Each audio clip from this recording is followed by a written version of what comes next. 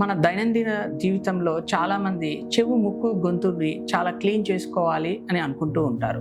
ముఖ్యంగా చెప్పుకోనివి చాలా వరకు అపోహలు మాత్రమే.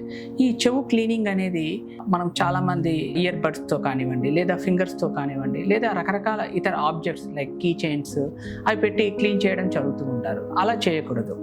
సెకండ్ వచ్చేసి ముక్కుని క్లీన్ చేసుకోవడానికి చాలామంది ప్రెషర్ బాగా ఉపయోగించి ముక్కులో ఉండే ఆ ఫ్లమ్ని గట్టిగా చీదడం అనేది చేస్తూ ఉంటారు.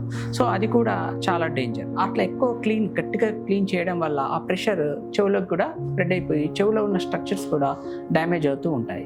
అలానే పొద్దున బ్రష్ చేసుకున్న తర్వాత ఈ పళ్ళు అవన్నీ క్లీన్ చేసుకున్న తర్వాత గొంతు లోపల కూడా వేళ్ళు పెట్టేసి గొంతు వెనుక భాగాన్ని కూడా బాగా క్లీన్ చేసుకోవడానికి చాలామంది గట్టిగా వేలు పెట్టి ప్రయత్నిస్తూ ఉంటారు. అది కూడా చాలా వరకు దానివల్ల నష్టమే ఉంటుంది కానీ ఎటువంటి లాభము ఉండదు.